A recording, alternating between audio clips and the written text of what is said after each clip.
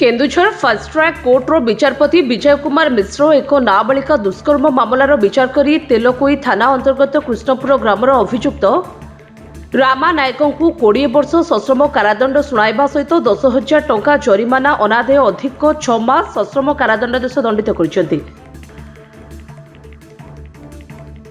तेबे सूचना अनुसार 2022 मसीहा जानुआरी 13 तारिख में 6 वर्षीय नाबालिका निखोज थिला।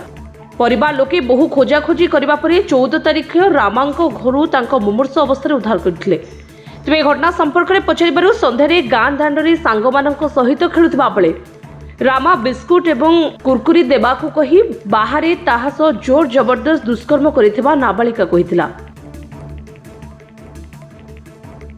तुरंत तेलकोई डाक्तरखाना नाबालिका चिकित्सा पर तेलकोई थाना 14 तारिख परिवार पक्षर एक लिखित अभियोग होता।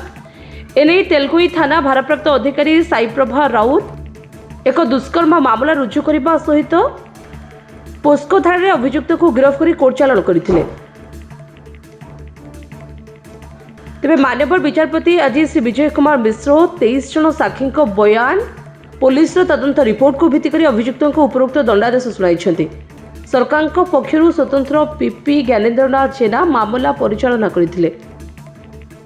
ज्ञानेन्द्रनाथ जेना स्वतंत्र public prosecutor fast track court Keonjhar आज फास्ट ट्रैक कोर्टर माननीय विचारपति एक नाबालिका दुष्कर्म मामलार विचार करी आसामी रामानायक कृष्णपुर ग्राम तेलकोई थाना अंतर्गत रामानायक को 20 वर्ष सश्रम कारादंड सहित 10,000 टंका जरिमाना अनादाय अधिक 6 मास कारादंड रे दंडित करिसेंती।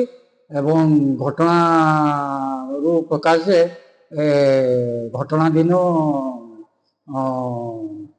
नाबालिका ता सांगमान सहित गाँ दांडे खेलुवा समय आसामी ताकू कुरकुरे एवं बिस्कुट दब कही ताकू तार घर भीतर को नहीं जाइथिला एवं ता सहित दुष्कर्म करथिला। ता परदिन ताकू तार परिवार लोग पाइथिले एवं पचारिबारु से दुष्कर्म विषय माँ एवं बापा पाखे कहीथिला। तेणु ताकू डाक्तरखाना रे चिकित्सा कराइबा परे तार माँ होची थाना रे तेलकोई थाना रे केस रुजु करथिले एवं सेतबेलर